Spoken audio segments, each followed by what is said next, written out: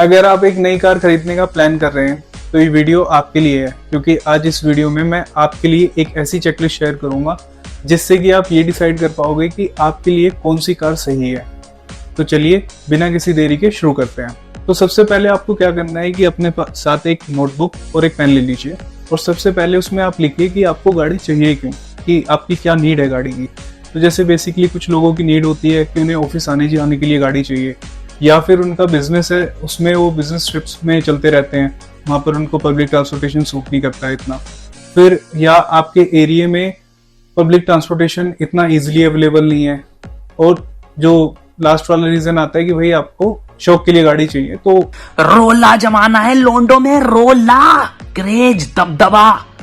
उसमें बंदा सॉर्टेड रहता है कि उसको किस टाइप की कार लेंगे। तो जब आप अपनी रिक्वायरमेंट लिख लेंगे तो साथ के साथ आप ये भी लिखिए कि आप उसे महीने में कितना चलाने वाले हैं उस गाड़ी को। जैसे अगर मान लीजिए आप महीने में 500 से 600 किलोमीटर उस गाड़ी से चलने वाले हैं, तो आप उसको नोट डाउन कर लीजिए। जैसे ही आप ये नोट डाउन करेंगे कि आपको कितना चलना है, तो आप इसका भी डिसीजन ले पाएंगे कि आपको एक पेट्रोल कार चाहिए, आपको सीएनजी या डीजल चाहिए, या एक ईवी में शिफ्ट होना है। तो जैसे मोटा मोटा मैं आपको बताऊं, अगर आपको 1000-1500 से नीचे नीचे चलना है तो आप पेट्रोल पे जा सकते हैं। अगर उससे ऊपर जाना है तो सीएनजी पे आप स्विच कर सकते हैं, डीजल भी आप ले सकते हैं अगर आपके स्टेट में वो 10 इयर्स वाला या डीजल को लेके कुछ ज्यादा रिस्ट्रिक्शन नहीं है तो, और आपका यूजेस अगर 7 इयर्स या 8 इयर्स का है तो आप डीजल के लिए भी जा सकते हैं। अगर रनिंग आपकी 100 से ऊपर जा रही है डेली की, तो आप डेफिनेटली ईवी पे जा सकते हैं, वो आपके लिए एक अच्छा ऑप्शन है। अब जब आप ये डिसाइड कर चुके हैं कि आपकी गाड़ी की नीड क्या है और आपको डेली कितना चलना है, तो उसके बाद आपको अपना डिसाइड करना है कि आपको किस टाइप की कार चाहिए। तो जैसे मेजरली इंडिया में जो कार्स बिकती हैं उसमें मैक्सिमम जो 4 कैटेगरी होती है वो मैं आपके साथ शेयर करता हूँ। सबसे पहले होती है हैचबैक, जो सिटीज के लिए बहुत बेटर रहती है क्योंकि ट्रैफिक में इजिली निकल जाती है। फिर आती है सेडान। सेडान के साथ हमें ये बेनिफिट मिल जाता है कि उसकी स्टेबिलिटी बहुत अच्छी रहती है, उसमें बूट स्पेस हमें बहुत अच्छा मिल जाता है हैचबैक के मुकाबले। देन फिर हमारी आती है एसयूवी। तो अब एसयूवी के साथ क्या मिलता है हमें कि हम थोड़े कच्चे पक्के रास्तों पे जाते हैं तो वहां पर भी हमें हेल्पफुल हो जाती है गाड़ी की, वो इजिली वहां से निकल जाती है। तो जो चौथा टाइप आपको गाड़ी का देखने को मिलता है वो होता है एमयूवी। तो उसमें जैसे अगर आपके घर में 6-7 पर्सन है तो आप सब एक साथ उस गाड़ी में जा सकते हैं, तो आप अपने हिसाब से वो गाड़ी चूज कर सकते हैं कि आपको किस टाइप की गाड़ी चाहिए, हैचबैक चाहिए, सेडान चाहिए, एसयूवी चाहिए या एमयूवी चाहिए। तो अब जब आपने ये सब डाटा कलेक्ट कर लिया है कि आपकी नीड क्या है, किस टाइप का आपको फ्यूल चाहिए, किस टाइप की आपको गाड़ी चाहिए,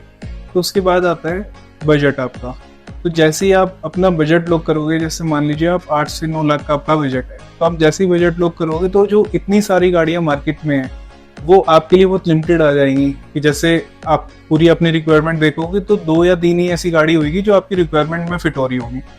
अब उसके बाद जैसे कि आपने बजट सेट कर दिया अपना, तो मैं आपसे कहूँगा आप अपने बजट के या तो 10-15% इधर रहें या उधर रहें। ऐसा नहीं हो कि आप 8 लाख का बजट रखा है और आपको सेल्समैन पुश करने लगे कि जी 12 लाख का ले लो, लोन हो जाएगा, बट इन दी एंड वो लोन आप ही को भरना है, इंटरेस्ट आप ही को भारी पड़ेगा। आपने देखा होगा कुछ लोगों की गाड़ियाँ होती हैं वो खरीद लेते हैं, फिर वो खड़ी रहती है बस कवर डली, वो कहीं ले जा नहीं पाते क्योंकि वो एक EMI जो हर महीने का उन्हें दुख रहा होता है, फिर वो पेट्रोल पे डलवाने में उन्हें दिक्कत होने लगती है, तो वो अपनी गाड़ी को कम ही चलाते हैं। फिर इसके साथ मैं एक चीज़ और ऐड करना चाहूँगा, कई बार ऐसा होता है कि यूट्यूब पे ऐसी वीडियोस चलती रहती है कि ये बेस मॉडल ली थी टॉप मॉडल बना दी। तो ऐसा भी ना हो कि आप ऐसी वीडियोस देख के इन्फ्लुएंस हो जाए कि मैं तो बजट मेरा ये है और इसमें मैं ये गाड़ी ले लेता हूँ फिर उसको टॉप मॉडल बना लूँगा। तो वो आपके लिए भी अच्छा नहीं है ना आपकी गाड़ी के लिए अच्छा है, क्योंकि कल को अगर उसमें कुछ होता है तो वारंटी तो एक बहुत छोटी सी चीज़ हो जाती है, क्योंकि वारंटी अगर डिनाई होती है तो आप वो बाहर से भी काम करा सकते हो, पैसे देके काम करा सकते हो। बट अगर उसमें कोई फायर का केस आता है तो इंश्योरेंस कंपनी उसको कम्प्लीटली डिनाई भी कर सकती है, तो वो बिल्कुल आपकी जेब पे भारी पड़ने वाला है। भले ही आप बेस मॉडल ले रहे हो, बट इसमें ये समझो कि आप उसके साथ ज़्यादा कुछ ना कराएं, गाड़ी के साथ जो लिमिटेड चीज़ें हैं वही कराएं, उसमें ज़्यादा कुछ ना कराएं आप गाड़ी को लेने के बाद। अब जब आप अपनी इतनी सारी रिसर्च कर चुके हैं, अपने नोटपैड पर सब लिख चुके हैं, तो अब आपको कहीं शोरूम जाने की जरूरत नहीं है। आप सबसे पहले क्या करिए कि जो भी आपने 2-3 कार सिलेक्ट की हैं उनके शोरूम्स में फ़ोन कीजिए और उनसे पूछिए कि भाई मैं ये 2-3 गाड़ी मेरे दिमाग में चल रही हैं और आप बताइए इसमें क्या बेटर डील दे सकते हो। तो यहाँ पर आ जाता है हमारा डिस्काउंट वाला पार्ट। तो इसमें आप उनसे डिमांड कर सकते हो जो एक्सचेंज है। अगर आपकी पुरानी गाड़ी कोई आप दे रहे हो तो आप उसमें एक्सचेंज डिमांड कर सकते हो। आप कॉर्पोरेट डिस्काउंट जो होता है वो डिमांड कर सकते हो। और साथ ही साथ आप उनसे ये कह सकते हैं कि भाई इंश्योरेंस जो है ना वो मैं खुद करा लूंगा, कोई टेंशन नहीं है। इंश्योरेंस के लिए भी ये है कि आप किसी ऐसे इंश्योरेंस प्लेयर्स के साथ में चले जाएं जो भी मार्केट में नया नया है। हो सकता है कि आप आज मेट्रो सिटीज में रहते हो तो यहाँ पर कुछ खास दिक्कतें आती नहीं है ज़्यादातर इंश्योरेंस के साथ, बट अगर आप आउटर एरिया में हो या किसी रिमोट लोकेशन पे हो, अब पता चल रहा है वहाँ पे उसका कैशलेस, उस इंश्योरेंस का कैशलेस अवेलेबल नहीं है या फिर लिमिटेड सर्विस सेंटर में वो अवेलेबल है, तो आप एक अच्छा इंश्योरेंस प्लेयर्स पकड़िए जो कि आपको ऑल इंडिया सपोर्ट कर पाए। दूसरा, आप जब इंश्योरेंस की उससे बात कर रहे हो अपने जिससे भी आप इंश्योरेंस लेने वाले हैं, तो उसमें एक रिटर्न टू इनवॉइस और जीरो डेप और लास्ट में आप उसमें इंजन कवर जरूर लीजिए, क्योंकि रिटर्न टू इनवॉइस जो आपको हेल्प आउट करता है, जैसे अगर आपको कल को आपकी गाड़ी टोटल लॉस में जाती है, चाहे वो फायर का केस हो, चाहे वो एक्सीडेंटल का केस हो या फिर वो थेफ्ट का केस हो, तो उसमें आपको काफ़ी हेल्प मिल जाती है, आपको लगभग आपका अमाउंट पूरा ही वापस मिल जाता है।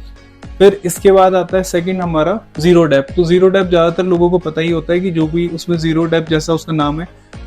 अगर आपकी गाड़ी में कल को डैमेज आता है तो वो जीरो डेप्रिशिएट पे होता है, उसमें खाली फाइल चार्जेस जाते हैं, थोड़े बहुत कंज्यूमेबल लगते हैं, तो उसमें भी आपको ज़्यादा हर्डल बनती नहीं है। थर्ड, इंजन कवर, जैसे कि आप देख ही रहे हो कि बारिश है, कहीं कुछ है, वाटर लॉगिंग, तो उसकी वजह से दिक्कत आती है गाड़ी में कल को, तो वो भी आपकी गाड़ी फुल्ली प्रोटेक्ट रहे। जब आप इंश्योरेंस करा रहे हो तो पूरी प्रोटेक्ट रहे गाड़ी, आपको कहीं से दिक्कत ना है उसमें। अब उसके बाद ये वाला जब आप पार्ट कर लेंगे, आपने 2-3 गाड़ियाँ सिलेक्ट कर ली, उनका अपने सारे ऑफर्स ले लिए, तो उसके बाद आप अपने नोट डाउन में कर लीजिए कि ये 3 गाड़ियाँ ये मुझे इस प्राइसेस में मिल रही हैं। तो अब इसके बाद आने के बाद आप सबसे पहले यूट्यूब पे जाइए और या फिर गूगल पे जाइए कि भाई चेक करिए कि इन तीनों गाड़ियों का कोई आने वाले 2-3 महीनों में या 6 महीने में कोई फेसलिफ्ट तो नहीं आने वाला है या इसकी कोई जनरेशन तो चेंज नहीं होने वाली। तो जैसे मैं अभी कहूँ आपसे कि मुझे टाटा पंच मैं अपने लिए फाइनल कर रहा हूँ, बट अगर मैं उसको नेट पे सर्च करूंगा तो मुझे पता चल जाएगा कि अभी उसका फेसलिफ्ट आने ही वाला है। तो अगर मैं ऐसे में नई गाड़ी लेता हूँ और कुछ ही टाइम में वो गाड़ी मुझे थोड़ी सी मार्केट में आउटडेटेड लगने लगेगी, यार ये करंट मॉडल नहीं था, ये पुराना हो गया तुरंत लेते ही मेरे, तो वो भी आपको साथ के साथ देखते हुए चलना है। अब जब आपके पास सारे प्राइसेस आ चुके हैं, आपकी 2-3 गाड़ियाँ वो सिलेक्ट हो चुकी हैं, तो अब आपको जाना है टेस्ट ड्राइव पर। इससे पहले कि आप उस गाड़ी को बुक करें, सबसे पहले आप उस गाड़ी की टेस्ट ड्राइव लें। टेस्ट ड्राइव से आप क्लियर हो जाएंगे कि वो गाड़ी की परफॉर्मेंस कैसी है, आपके लिए कितनी ज़्यादा कंफर्टेबल है। तो यहाँ पर टेस्ट ड्राइव भी आपको जरूर लेनी है गाड़ी की। अब आपको इसके बाद बढ़ना है, फाइनल नेगोशिएशन करनी है आपको डीलर के साथ। अब जैसे मैं आपको बताता हूँ कि कई बार क्या होता है, डीलर्स के पास काफ़ी अच्छे खासे मार्जिन होते हैं। अब जैसे आपने बेसिक डिस्काउंट तो ले लिए वहाँ पे, जैसे आपने पहली कॉल पे जो लिए थे, क्योंकि भी जैसे एक्सचेंज बोनस या कॉर्पोरेट डिस्काउंट या कंपनी से कोई एडिशनल डिस्काउंट चल रहा था, तो वो उसने आपको बता दिए। अब डीलर के एंड से आपको क्या डिस्काउंट मिल सकता है वो आपकी नेगोशिएशन पे डिपेंड करता है, क्योंकि डीलर्स के पास भी अपने अच्छे मार्जिन होते हैं, तो उस मार्जिन में से भी कम करके आपको अच्छी एक डील दे सकता है। तो आप वहाँ पर एक फाइनल नेगोशिएशन कर लीजिए कि भाई आप बता दो मुझे ये 2-3 गाड़ियाँ मैंने ले रखी थी, तो मैं फिर दूसरी गाड़ी पे शिफ्ट होता हूँ। और साथ ही साथ हाँ, आप ये भी कर सकते हैं कि आप सिर्फ उस गाड़ी के लिए एक डीलर से बात ना करें, आप उस नए एरिया में जो मल्टीपल डीलर्स हैं आप उनके पास भी जाएं, भले ही थोड़ा बहुत दूर पड़े आपको कोई दिक्कत नहीं, एक ही बार जाना है, आप जाके उससे प्राइसिंग एक बार जरूर लीजिए कि भाई मुझे ये डील मिल रही है और मुझे इसमें क्या आप बेस्ट कर दे सकते हो, उस हिसाब से आप अपना डिसीजन लीजिए। अब इसके बाद जैसे ये सब कुछ हो गया, आपके पास फाइनल नेगोशिएशंस आ गई इन सब गाड़ियों की, सब कुछ डिसाइडेड है, तो आप एक काम करिए कि आप जाइए यूट्यूब पे या गूगल पे और वहाँ पे सर्च करिए जो आपने गाड़ी फाइनल की है उसके नेगेटिव सर्च करिए। अब ये थोड़ा सा आपको अटपटा लगेगा, बट अगर किसी गाड़ी के बारे में हर कोई क्रिएटर बार बार बोल रहा है कि इसमें ये दिक्कत है, ये दिक्कत है, तो एक बार आप उस दिक्कत को देखिए कि वो दिक्कत आपके लिए मायने रखती है या नहीं रखती। अब जैसे मैं आपको बोलूँ कि यार इस गाड़ी में ना बूट स्पेस बहुत कम है, अब आपको बूट स्पेस की ज़्यादा जरूरत है ही नहीं, तो उस केस में वो नेगेटिव आपके लिए रहा नहीं। हो सकता है वो नेगेटिव किसी और के लिए काम करे, बट आपके लिए वो नेगेटिव नहीं रहा। इसी के साथ साथ जैसे अगर कोई बोलता है कि भाई इस गाड़ी के अंदर मतलब इतनी परफॉर्मेंस इतनी अच्छी नहीं है गाड़ी की, बट माइलेज अच्छी दे देती है, तो